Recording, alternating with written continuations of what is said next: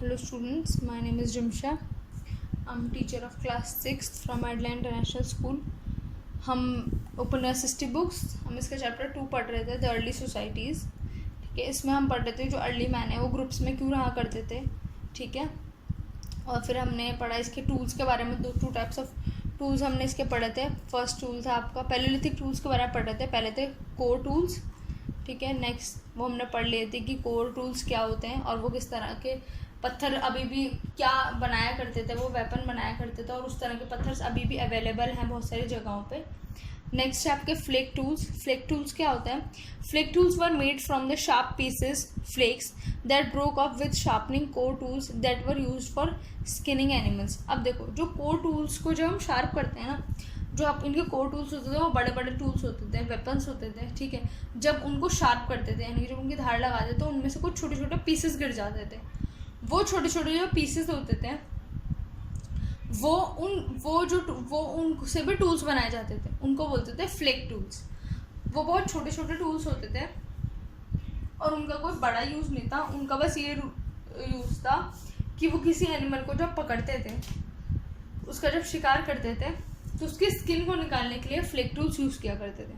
ठीक है, वो उसको खाते थे तो उसकी स्किन निकाल के खाया करते थे. उसकी स्किन को रिमूव करने के लिए वो फ्लेक टूल्स का यूज़ किया करते थे. ठीक है, अब है different ways of chipping stone. Okay, अब क्या कहते हैं, द स्टोन्स को चिप करने के, स्टोन्स को तोड़ने की भी उनके डिफरेंट वेज हुआ करते थे.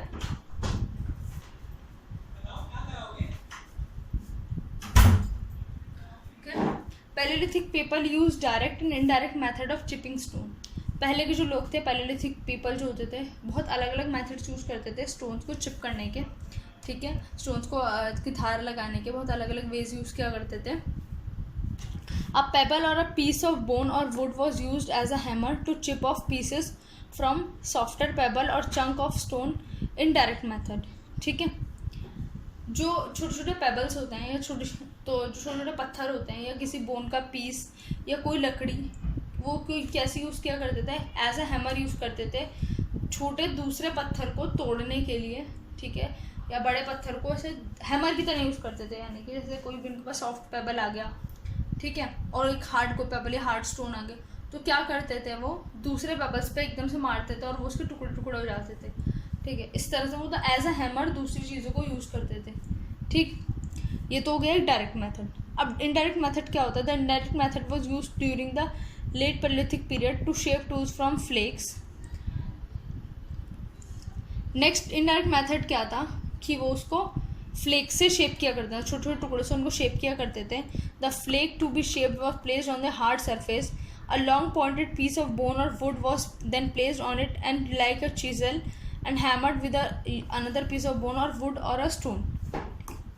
पहले के टाइम में क्या करते थे, शेप तो देनी नहीं होती थी, नॉर्मल यूज़ करना होता था. तो वो क्या करते थे कि किसी भी बड़े पत्थर से किसी छोटे पत्थर पे मारा और उसको हैमर की तरह मतलब उसे मारा और उसको छोटे छोटे पीसेस कर दिए. ठीक, फिर उसको यूज़ कर लिया एज अ टूल. ठीक, उनको कोई प्रॉपर शेप नहीं होती थी. बट जब लेट पैलेलिथिक पीरियड आया, मतलब पैलेलिथिक पीरियड का थोड़ा एंड आया, मतलब थोड़ा और मॉडर्नाइज हुए वो, तो क्या करने लगे, फ्लेक से टूल्स को शेप करने लगे. जैसे कि अपने जो भी टूल्स या अपना जो भी स्टोन होता था वो किसी फ्लैग उस पर रखते थे, हार्ड सरफेस पर रखते थे. ठीक है, और दूसरा कोई भी बोन वुड कुछ भी लेके ना उस पर घिसा करते थे और उसको पॉइंटेड शार्प बना दिया करते थे. जैसे कि आपने जनरली कभी देखा भी होगा, किसी भी चीज़ को शार्प करते हैं, किसी से छुरी या फिर किसी पे धार लगाते हैं तो क्या करते हैं, हार्ड सरफेस पे उसे रख देते हैं और कोई दूसरी हार्ड चीज़ उस पर घिसते हैं ताकि उसकी जो है वो बिल्कुल शार्प हो जाए. कोई भी नाइफ वगैरह जो होती है उसको शार्प करने के लिए ऐसा यूज़ किया जाता है. ठीक है, बट थोड़ा एडवांस वे में किया जाता है. पहले के टाइम में बहुत बेसिक वे में किया जाता था,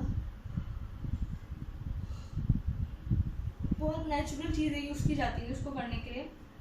अब मशीन्स यूज़ करते हैं, छोटे अलग टाइप के टूल्स यूज़ करते हैं. एक टूल को ठीक करने के लिए दूसरे कई टूल्स यूज़ करते हैं. तो इसलिए आप पहले के टाइम पे ये डायरेक्ट और इनडायरेक्ट मेथड्स थे किसी भी टूल्स को शार्प करने के लिए और उसे अच्छा यूज़फुल बनाने के लिए. ठीक है, अब आपका नेक्स्ट टॉपिक है आपका discovery of fire. The discovery of fire was probably accidental, मतलब ये कह रहे हैं जो फायर की डिस्कवरी है वो शायद एक्सीडेंटल थी, ठीक है। ये श्योर नहीं है क्योंकि हमारे ये प्री हिस्टोरिक पीरियड है, हम इसके सिर्फ छोटी मोटी चीज़ों से अंदाज़े लगाते हैं, हमें प्रॉपर स्टोरीज प्रॉपर चीज़ें नहीं पता ये सब चीज़ें कैसे हुई। तो इनका ऐसा मानना है कि शायद जो फायर, जो आग उन्होंने डिस्कवर करी वो एक एक्सीडेंट था, ठीक है। Perhaps they rubbed a stone with another stone that produced spark and ultimately lighted a fire. मतलब वो कह रहे हैं कि हो सकता है कि उन्होंने ऐसा करा हो, मतलब वो कोई स्टोन दूसरे स्टोन पे बाई चांस किसी काम के लिए किसी के लिए रब कर रहे होंगे और अचानक से एक स्पार्क निकली और एकदम से आग जल गई, ठीक है। By striking two stones together they could start a fire whenever they wanted.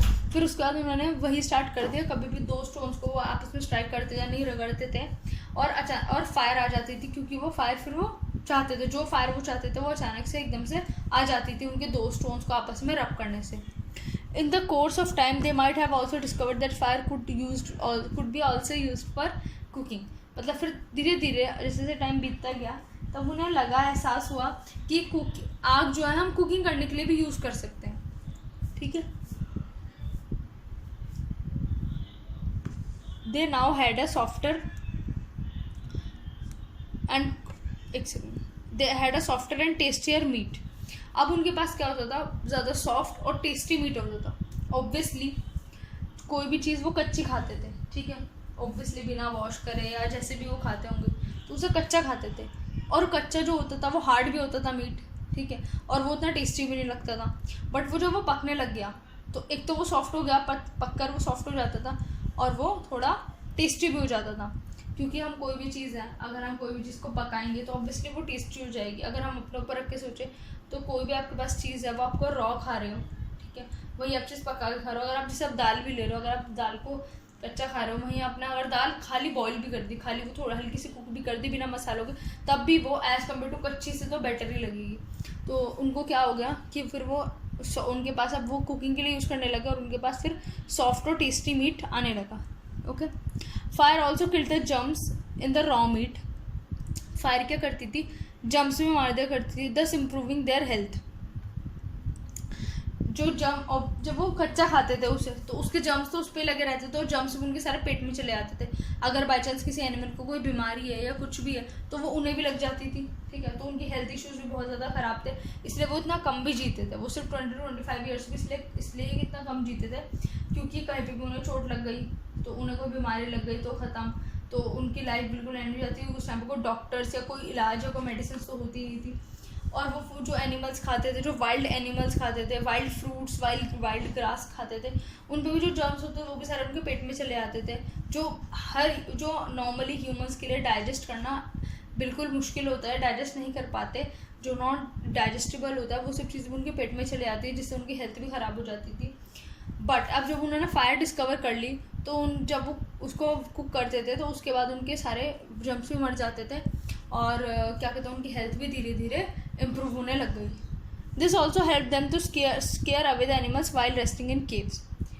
अब जब वो केव्स में रेस्ट करते थे, अपनी केव्स में रहते थे, तब कोई जंगली जानवर आ जाता था तो फिर उससे वो परेशान हो जाते थे, उसको उन्हें ग्रुप्स में रहना पड़ता था ताकि उन्हें कोई नुकसान ना पहुँचाए। उन्हें भगाने के लिए उन्हें अलग अलग तरह के टूल्स यूज़ करने पड़ते थे, और जो बहुत डिफ़िकल्ट भी होता था कई बार, अगर ज़्यादा एनिमल्स आ जाए या ज़्यादा डेंजरस कोई एनिमल आ जाए तो उन्हें परेशानी भी होती थी, ठीक है। इसलिए लेकिन जब उन्होंने फायर डिस्कवर कर दी तो उस फायर में उन्हें हेल्प भी करा एनिमल्स को भी डराने में, कि अगर उनकी केव के अंदर कोई भी एनिमल आ जाए तो वो आग से उन्हें डरा दिया करती थी, क्योंकि जितने भी एनिमल्स हैं वो ऑब्वियसली आग से डरते हैं, वो गर्म होती है, हीट देती है, तो वो आग से डरते हैं, ठीक है। तो जब वो अपनी केव्स में रेस्ट करते थे और कोई एनिमल आ जाता था तो उसको डराने में भी वो जो फायर है वो बहुत ज़्यादा हेल्पफुल रहती थी, ठीक है। तो डिस्कवरी ऑफ फायर उनके लिए बहुत ही ज़्यादा इंपॉर्टेंट, बहुत अच्छा रोल प्ले किया था। ओके, अब ये है skills and knowledge of Palaeolithic man, ये हम नेक्स्ट क्लास में पढ़ेंगे, ठीक है।